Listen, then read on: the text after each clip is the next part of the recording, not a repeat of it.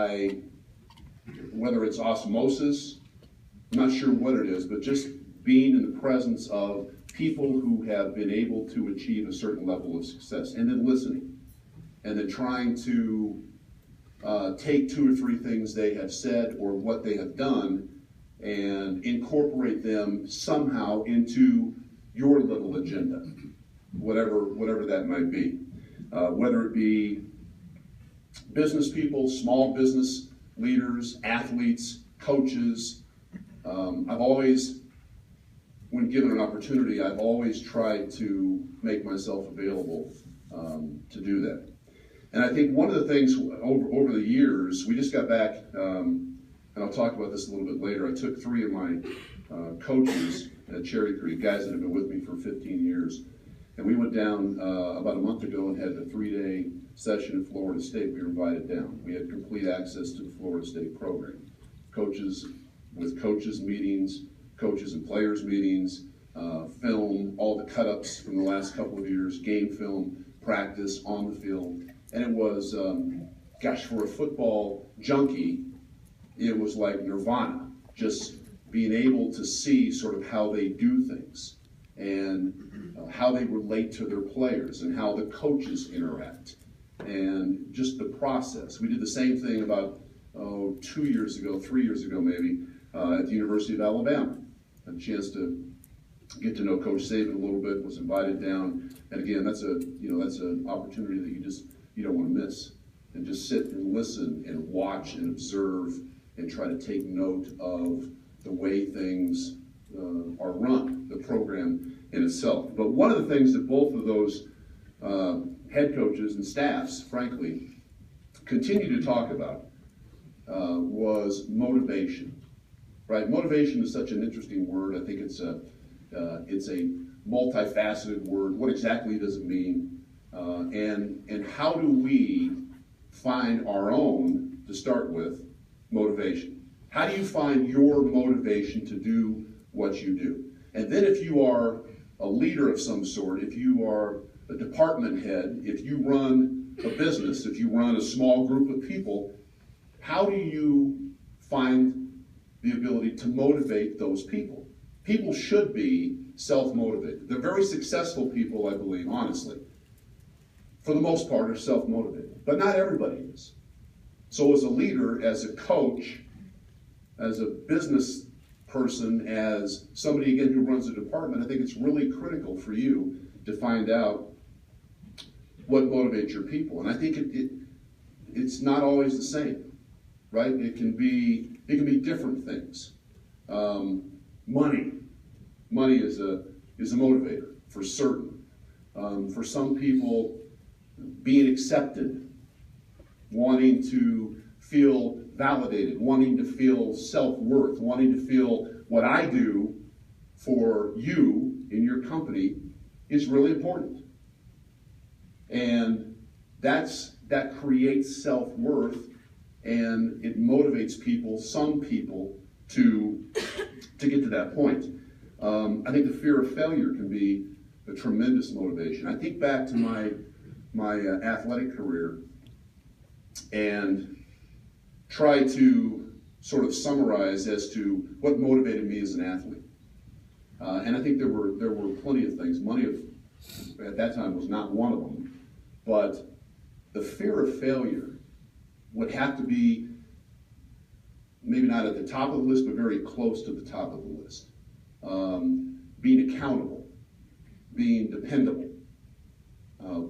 I think people normally are people pleasers. You find a group of people, maybe they're your direct superior, you want to do things that please them. That's a natural human trait. But the fear of failure, I think, from an athlete's standpoint, is so powerful. And playing for almost 10 years in the NFL, I believe there are the majority of players that have that. The NFL breeds insecurity. The NFL wants you to know and believe in your heart that if you don't get this job done, believe me, tomorrow there will be somebody else that has your locker. And they'll have your helmet, and they'll have Depending on the shoe size, they'll have your shoes. They'll have everything. They'll have everything you've ever had. They want you to believe that. And in a lot of cases, it's true. And I think back to a couple of examples. My rookie year, I drafted by the Browns. My receiver coach, and for some of you, these names won't mean anything, but for some they might. Raymond Berry was my wide receiver coach. Raymond Berry, great player with the Colts. He is in the Hall of Fame. Played with Johnny Unitas. The Colts were my favorite team, so I get drafted by the Browns. Here's Raymond Berry. Wow. For a Denver kid, that's a pretty cool thing. They just brought back Paul Warfield from the Dolphins. Paul Warfield is also in the Hall of Fame. So I'm technically playing behind Paul Warfield, the Hall of Famer, and I'm playing for Raymond Berry, the Hall of Famer. And the head coach was Forrest Gregg, and oh, by the way, he's a Hall of Famer too. So in the rookie season, I mean, I took great pride in being able to catch the ball. There's an art to being able to catch the football in the NFL. That, frankly, I think because of the number of passes that are thrown today, that art of catching the ball has diminished a little bit. But I took great pride in that. So we're playing a game, a preseason game against the Buffalo Bills. I'm in the game with all the rest of the guys, you know, the younger guys. And so running 9 route, I'm looking back and I see the ball. You can see it start to arch in the air. And I'm thinking, I've got a step and a half on my guy. This is going to be a long game. Might be a touchdown. And just as I look back for the ball goes right into the sun, right? So wide receivers always wear that black stuff under their eyes, and I wore it too. And I never could figure out if it actually ever worked, or really what I was wearing it for. But the veteran guys wore it, so I'm going to wear it too. So I've got the black stuff on, and I look back, and the ball is right in the sun. And so you panic for a minute as you're running as fast as you can because you can't see the ball. You're trying to squint back, and so I put my hands right where I last saw the ball, and the ball came out of the sun and went off my hands. Not all that good if you're a rookie trying to make the team. So we come back, excuse me, to film session, whatever, the next day. And the film session for NFL teams, it's like a theater with the top row at the top and all the bottom. So the receivers sat in the top row, right? So I'm sitting next to Paul Warfield, next to Reggie Rucker, next to veteran guys. So Coach Gregg is on the bottom row, running the film. And it's completely dark, and so we're running through the film, and I didn't even get in the game until the third quarter, so I'm just watching Warfield and trying to learn from him. But in the back of my mind, I'm thinking, okay, my play's coming up here pretty soon, and this is not all that good a play. So Coach Gregg's clicking it back and forth, and he was he still is, and lives in the Springs. Vince Lombardi said he was the finest player he ever coached. Right, so Forrest Gregg had some street cred with respect to NFL players. So the play comes up, and I'm thinking, geez, hopefully just sort of scoop by this. And so he's running the play, he's not saying a word, and right when the ball comes down off my hands, he runs it back and runs it forward and runs it back and runs it forward and runs it back. And I'm like, really? Seriously? So I'm totally embarrassed about this. So I'm like, So he had this big, booming, baritone Texas voice that I can't do justice to, but he said, "Who is this?" Now, that's not exactly what you want to hear from your head coach. I'm a second-round draft choice, right? I'm trying to make the team. Who is this? I said, Dave Logan. So then he repeats my name as though he couldn't hear me the first time, Dave Logan. So he runs back and forth. Back and forth, back and forth. He said, let me tell you something. He's still running back and forth. You're not going to be in the league long, son, if you don't catch the ball. So now, my competitive thing, I'm thinking, listen, that ball came out of the sun. That was not a drop. The ball came out of the sun. So I'm processing within a split second as to how to respond to his critique. And so I make a near fatal mistake of saying, Coach, I lost the ball in the sun. Now, everybody in this room at one time or another, I suspect, has said something in a meeting, you blurted it out, and it sounded good when it left your mouth, but as soon as it got out, you said, oh no. You know, it's kind of like hitting the send button. You're like, oh, you know, why did I? So I knew immediately that I was in trouble. So he turns the projector off, and now it's completely dark in the room, and nobody's saying anything. And I can feel Paul Warfield sort of slide away from me like this. So not to get, you know, in terms of some sort of damage on something being thrown, Warfield wasn't about to get hit. Rutgers slid away from me over here, so here I am, this big rookie from Colorado, thinking this is not any good. So he walks over, flips on the lights. Now the lights are on with the whole team. And he walks back to the middle of the room and he said, I'm sorry I didn't hear you. So now you've got to process, okay, do I actually say that again? Or do I say nothing, coach? Or do I act like I didn't say it? I mean, so, but I said, now I'm already here. So I said, Coach, I lost the ball in the lights. He said, you lost the ball in the lights. He said, let me tell you something. In this league, success is made up of those who do. There are those who don't that are not successful. The ones who do stay in the league for a long time, and players make plays. And when players make plays, coaches win games. And when coaches win games, coaches continue to be employed. And so the guys who don't make plays and don't stay in the league too long and get coaches fired. So the bottom line is, where are you? So now I'm raising my hand in the back row. See, the bottom line is in this business, you either do or you don't. So did you catch the ball? I said, no, sir. I said, fine. Take accountability. We're about accountability. And catch the ball. So it was a lesson. It was a lesson for me.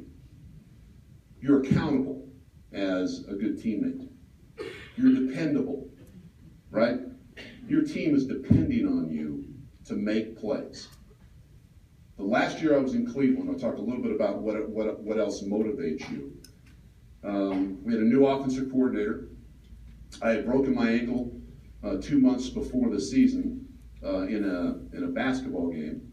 We were raising money, playing a bunch of teachers, and I went in to dunk the ball, and a teacher ran underneath me, and I came down and broke my ankle. So I was not healthy at the start of training camp. So this offensive coordinator, and he might have been right, but he really wasn't feeling me during training camp, and I wasn't feeling him either. I was not really his guy. Came from San Diego, brought the Charger offense in, and so, but I was determined to earn his respect. Gets back to people pleasing. I was determined to make plays that showed him I can still play. I'm in my 9th year now. I'm coming off a broken ankle, probably have lost a step, but I can still play. So the harder I worked, the more it became apparent to me that I needed to do that to stay on this team. We played the Baltimore Colts back before they moved, obviously, to Indianapolis. And quickly, there was one play in the game. I'm in the slot, 4 wide receivers who run what we call Viper, and free safety in the middle hole. Quarterback is to look off the free safety, and whichever side you can get him to move a little bit, one of those inside receivers is going to get the ball. But as a receiver in the league, you have a clock in your head. There's a clock, right? And when the ball is in the air, you know exactly how much time you have before death is imminent. So the ball's in the air, and I know the ball's in the air too long. The clock. You've got one of those little alarm things, danger, danger, danger. So, but, again, what motivates you? Are you dependable? Are you accountable? You either do or you don't. So I caught the ball, and just as I caught the ball, and I had a still shot of this, with the defensive back just launching, and just as I look back to catch the ball, he's coming this way. And the next thing I know, and I would describe this for those that have never been knocked unconscious, it's much like being in a big warehouse, huge warehouse, right? And the door's open, one of those doors you got to get a rope and pull the door down, and somebody yanks the door down as hard as he can, and you hear that, and and then it just goes dark.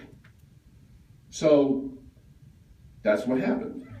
And the next thing I know, I open my eyes, I'm on the ground, and the trainer, Leo Murphy, is standing over me with an ammonia capsule. Now, for those of you that have tried ammonia, you already know. For those of you that haven't, good for you. But, you put it in your nose, and it's like, oh, I mean, I said, he said, how you doing? I said, good. I said, did I catch the ball? He goes, you caught the ball. He said, how you feeling? I said, I'm good. He said, well, let's sit up. Now, again, this is back in the mid-'80s. Football's changed a little bit.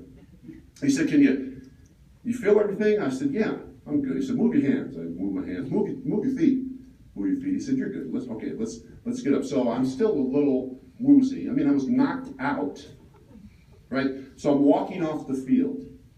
What motivates you? I see my replacement trot onto the field, and I distinctly remember at that time, because I watched him, and I've got, a guy under one arm, I'm walking, but I said to myself, you're not getting my job. You are not getting my job. And so I put myself back in one play later. Now, today, and I applaud the NFL, today if you're knocked out, you're going to miss a month or 2 months. They're trying to limit the side effects. I'm fortunate that I don't have any, but it just shows you in terms of the kind of motivation, the accountability. You talk about being good teammates. What makes good teammates? We all work with teams. We all don't have to have an athletic background, but you work with teams. I mean, who in here doesn't work with a team? Okay. No hands. What makes a good teammate? Well, your ability to sort of focus on what's best for the team. Right? It's human nature again. We're all the same in this regard. Somewhere in the pecking order of important things in our mind is the phrase, well, what's in it for me? We all have it. Where it sits in your pecking order is really crucial. If you're going to work together as a team, it's got to be out of me and into we, right? There has to be a selfless attitude. There has to be, again, accountability and dependability. There's got to be a team-oriented goal. We're all working towards one common goal. I've been a high school coach for 22 years. It is amazing how you continually try to motivate kids. What motivates kids? What do they look at as being important? How can you be a good teammate? And it has changed dramatically, I think, from my first year in 1993 to last year in 2014. One story that I had that sort of, we all learn things as we go on. I mean, this has been, for me, it's been a really interesting journey because I've been able to acquire things that I think have been so important in shaping my outlook with respect to team and business and how you build a winning business, how you build a winning team. Played at the University of Colorado back in the early and mid-'70s. The guy who recruited me was Eddie Crowder. Loved that guy. And he was my guy. And I played my best football for Coach Crowder my freshman and sophomore years. He got fired. And the new coach came on. And I have much respect for Bill Mallory. Still stay in touch with him. Probably wasn't one of his guys. But again, you do the best you can. You try to earn respect. You try to you people please. You do whatever the coach wants you to do. My senior year, I'd been injured in a football game my junior year, missed my entire basketball season. Came back my senior year, rehab from knee surgery, and worked very hard to get back. I've been a starter my whole life. Before the first game, I'm told that me, and a true freshman by the name of Steve Gonti, who's friends, he's still a friend of mine today. You guys are going to carry plays in every other play. So the righteous indignation, of course, sets in immediately. It's like, I'm a senior, I was first team All-American, and I'm running in and out every other play with a freshman, right? So, got to try to get through it. So after the game, I had one pass thrown to me that day. So I went in, on Monday to see my receiver coach, Les Steckel, who later became a coordinator in the league, a head coach with the Vikings unsuccessfully. So, but I said, hey, coach, can I talk to you? Absolutely. And he was an ex-Marine. I said, I got one ball thrown to me. I could have gone anywhere in the country. I didn't come here to run across the field and block. So can you give me an idea of what I need to do to get better? How can we? So I think I'm having a reasonable conversation. So that minute, the door, who's old enough to remember Ben Casey? Okay, okay, you guys are old. I remember Ben Casey too. So anyway, the doors, these two doors, I'm in an office, I'm safe. I'm in a coach's office with all the doors shut. So this door, which I didn't even know that was a door, this door burst open, and here rampaged the head coach. And he's hot.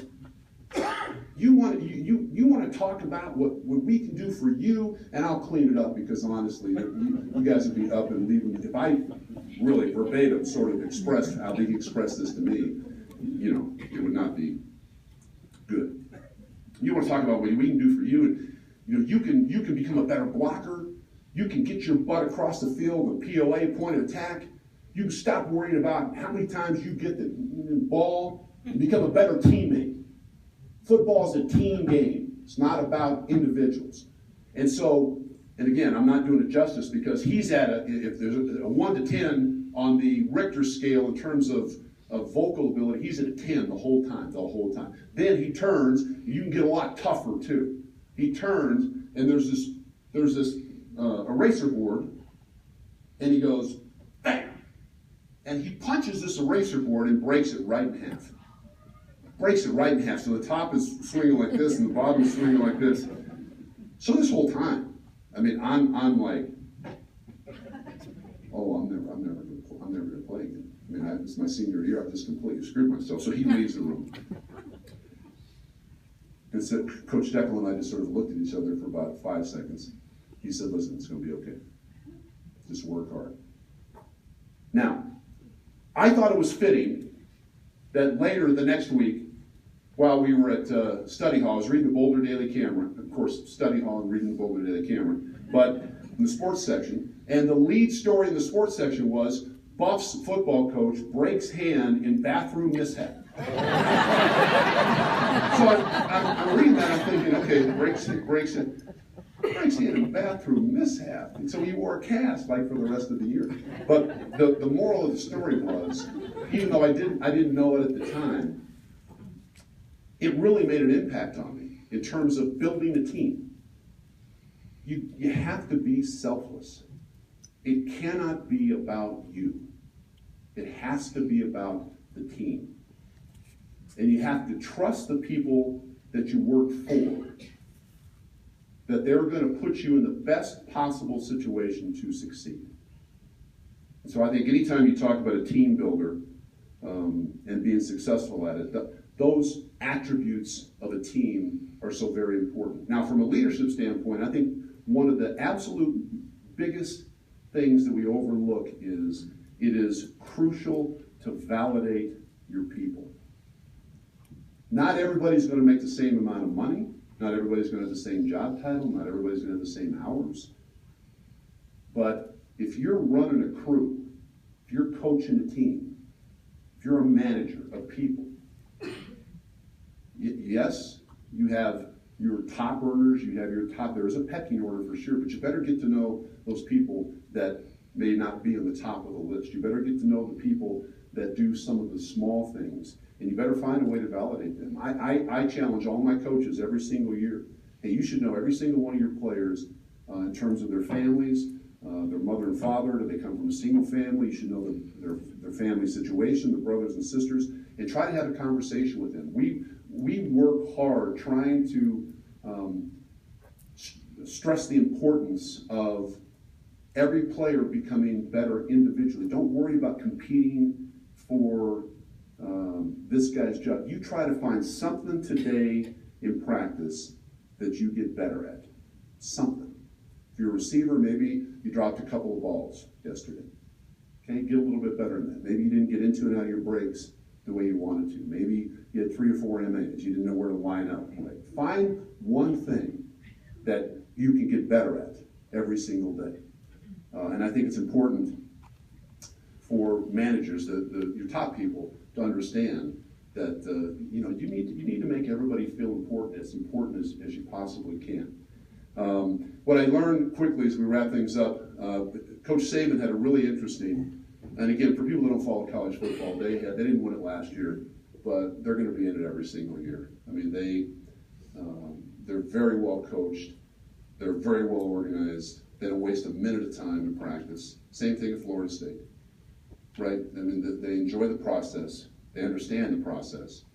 But he had an interesting diagram as I walked into his office, and I asked him if I could take a cell phone shot of that. He said, sure. And on the top of it is, be a champion. And then as I go down, and maybe you'll be able to, we're not playing football here, right? But we are competing. And I think the most successful people that I've ever been around are the most competitive people. The people that every single day they're going to find a way to compete. I don't mean, and I've never fully understood this, where you hear some people, I mean, he's so competitive that when he plays table tennis against his 8-year-old daughter, if she wins a game, he makes her play again until I don't quite understand that. I haven't met anybody more competitive than me, but I'm not competitive in every single thing. I can sort of take the competitive hat off, especially, my daughter, who is 28 years old now, was a basketball player when she was in high school. And we had a free throw shooting contest. And she beat me, which I thought was pretty cool. I didn't make her play again so I could beat her. Made her play me one-on-one. Took her to the hole, let me just tell you that. Afterwards, be a champion. It's dominate your opponents. Commitment, effort, and toughness. Commitment, effort, and toughness. Not necessarily only talking about a physical toughness, right? Mental toughness. Being accountable, being dependable. Going to work when you don't feel like it. Getting to work on time. You have a team of people, set the example for them, especially if you're one of the leaders of the pack, but even if you're not, be accountable to the people you work for. Be responsible for your own determination. 2 kinds of people, I learned this a long time ago, 2 kinds of people in life. Those who do all the work and those who take all the credit. Right? My suggestion is be in the first group because there's a lot less competition. Discipline, focus, finish, and execution. These are all terms, they're just terms until you really start to think about it from a business standpoint. Discipline, focus, execution, finish. And if you can get everybody in your pecking order, everybody in your group, everybody that you deal with on a daily basis to buy into that as a team, my belief is you have a much better chance of succeeding. Positively affect teammates every single day with inspiration and confidence. Confidence is one of the human traits that I think is understated. If I had to pick one thing in 22 years that has been a consistent, there'd be a handful, but a consistent part of every team I've coached, we've been confident. I want them confident. I want them to believe that we can win. I don't want to ever take the field and then think, I'm not sure we can win. We can win. Listen, I tell them every single year, you know what? We might have to play UNC this year, University of Northern Colorado. I don't know. We have an open date. We might schedule against them, and their eyes are like, and I said, I'll tell you what. I don't know that we can win, but I don't know that we can't. We'll go up there, and we're going to play them and find a way to win that game.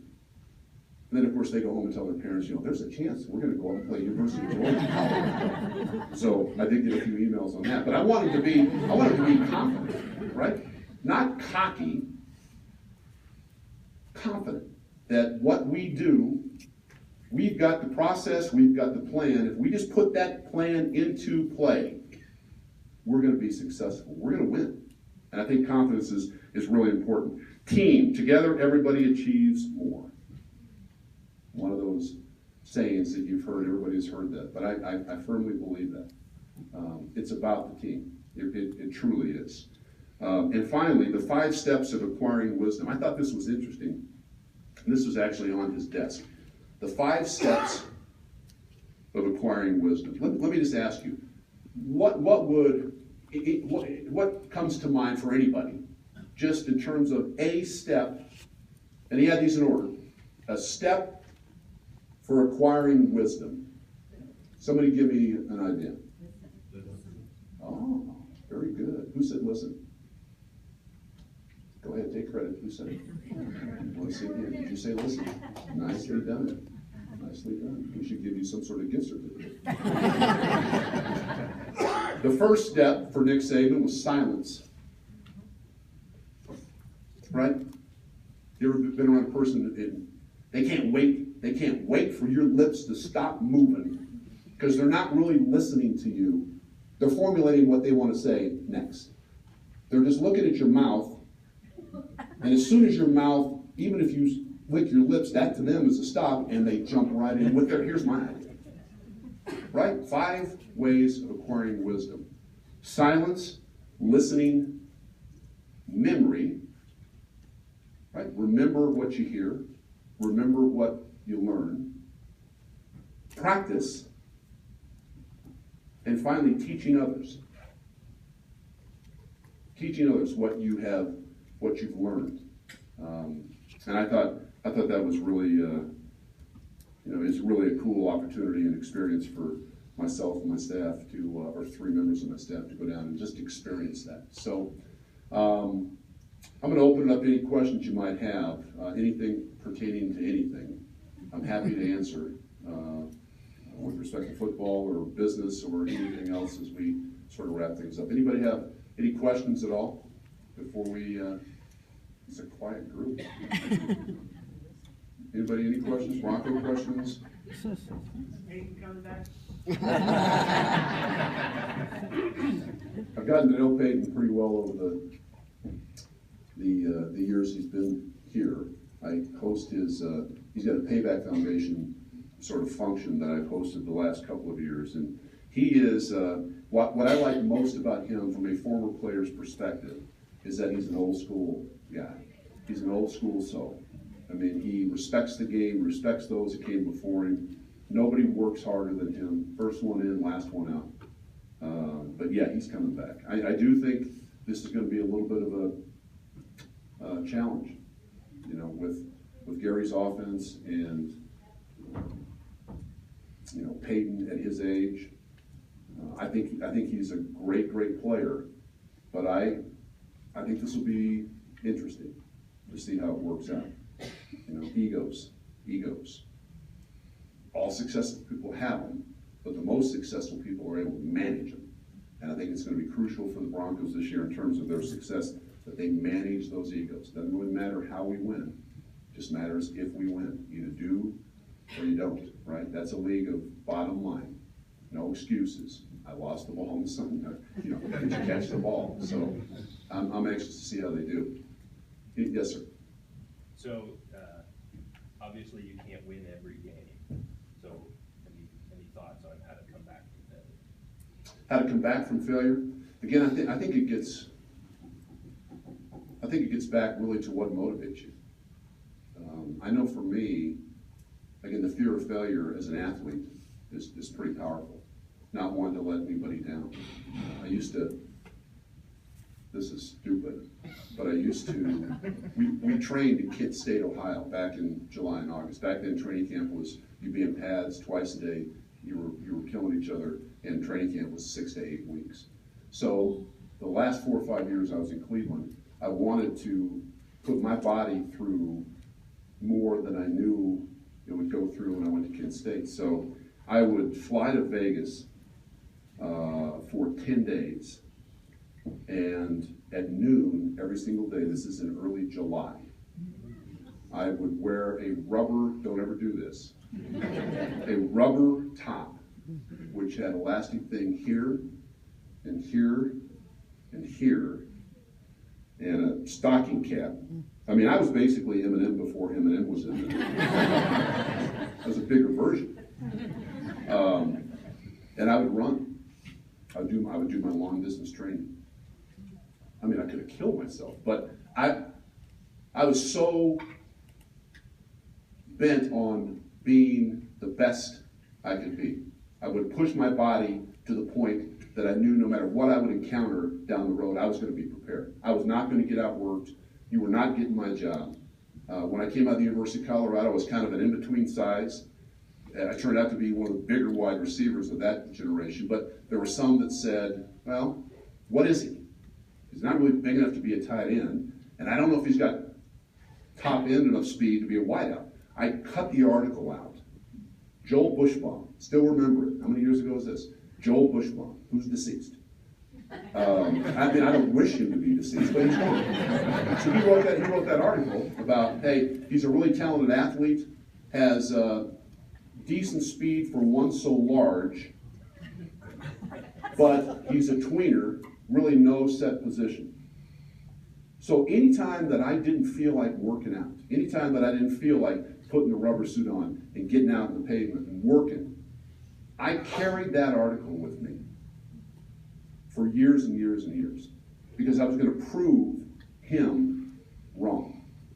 So coming back from defeat, I mean, it's kind of like, you know, as a coach, I'm a high school coach. High school coaches don't make any money, right? You deal with parents, you know, why is Johnny not playing? Well, you know, Johnny's not any good. I never say that. I really don't. But I thought about it a couple times.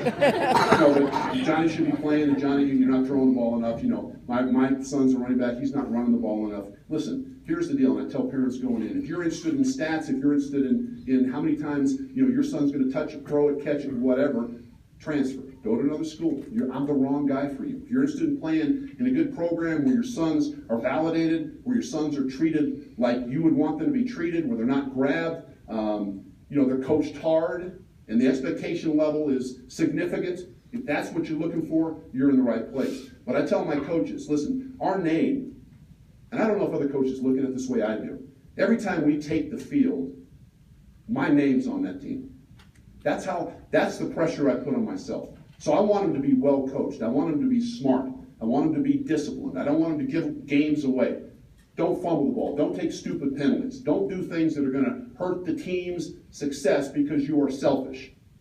Don't do that. And I challenge my coaches, the same thing. Your names, our names are on this group of 65 kids. And, you know, 6 of them might have had their girlfriends break up with them on Wednesday. And so, you know, there are times that you don't really know what you're going to get with an adolescent boy in terms of motivation. Now, for adolescent boys, I failed to mention maybe the key motivating factor. And I'll my own verbiage, love for adolescent boys, because, you know, I don't mean the love from a coach to a player or player to a coach, because that's there. I mean, he might be in love with Julia, and Julia didn't like the way he talked to her in science class, and so she broke up with him on Wednesday night, and he's your starting quarterback. So he comes Thursday, and his world, you know, his world is over. So there's a little bit of building that back up and understanding too, but it has been a fun 22 years. Last couple, yes? I love listening to you and McCaffrey do the broadcasts on games. Thank you. Who are some of your favorite people to broadcast with? Oh, wow. To broadcast with, Eddie is such a quality guy. I was telling the story before. His sons go to Valor. And we played Valor last year. We played in the regular season and found a way to win. And then we wound up playing in the state title game, and they won 5 straight state championships. And listen, it was a hard-fought, competitive game, and we found a way to win. So the next day, whenever in 22 years, whenever, I mean, I fly with the Broncos, when they go, I go, right? I get to see it on the plane. But if I miss a Bronco charter, I gotta buy my own ticket. I'd like you to send your emails, outraged emails to iHeartRadio, Connor, VP, and GM. So Eddie, of course, was going to be at the game. I'm coaching the game. His son's the starting quarterback for Valor, and the Broncos are playing in Kansas City the next day, and we can't get a commercial flight there to get us there on time. We're there at the stadium almost 4 hours before kickoff. So we have a friend who allows us to charter the plane, but it's going to wind up costing a couple $1,000 each, right? So, hey, you're coaching the state championship game, you do what you got to do, but we're the only two guys on the plane. So the next day, after Creek beat Valor 25-24, to his credit, he extended his hand. He said, listen, that was just an awesome game. I said, listen, dude, I mean, there's going to be other years, and you guys are going to be on top. And here's the deal: we're friends, we're partners on the air. We understand the game. We're two former players, and so we respect. But I respected how much that had to, hurt him. Just like I hope when the situation's reversed, and it will be, how much we put into it, how much we are affected by stuff like that. But favorite partners, I mean, Ed's one of them. I worked with David Diaz-Infante for a long time. Doc's his nickname, former Bronco lineman. I worked with Scott Hastings, good friend of mine for a long time. Had a chance to work with John Lynch. I broke in TV back in the late 80s and did college basketball and college football games, and worked with a number of play-by-play guys. But that's so much travel all the time that you get to a point where you've got to make a decision. Do I really want to do that? Am I willing to move to New York to do that? And the answer is no, I wasn't. So I'm blessed and happy doing what I'm doing. I've been doing the play-by-play now for 19 years. Again, motivating factors, right? Former players don't really get that opportunity. They don't. And broadcasters sometimes sort of look down their nose at former players. You're a player. Analyze the game. Well, so it was important to me when they said, we're going to move you over. And I'm thinking, for a moment there was panic. There was like, holy cow. So really important for me to study and prepare and to do that job the right way, and to bring justice to it. Because I don't want somebody saying, he's a former player, so he's really not a play-by-play guy. So again, the competitive part of me, I took that on as a challenge, and that's how I looked at it. Somebody, I saw one other hand. Yes? I want to thank you for your stories and your wisdom today, but I wanted to ask you, what is your best personal discipline to stay in this mindset every day? Stay in this wise mindset every day in what you have to do. Yeah, I think that's a great question. And, I think we aspire to that, but I think the reality is we all slip from time to time. I mean, I'll have days, I'll have days walking the practice field at Creek or other places I've been where,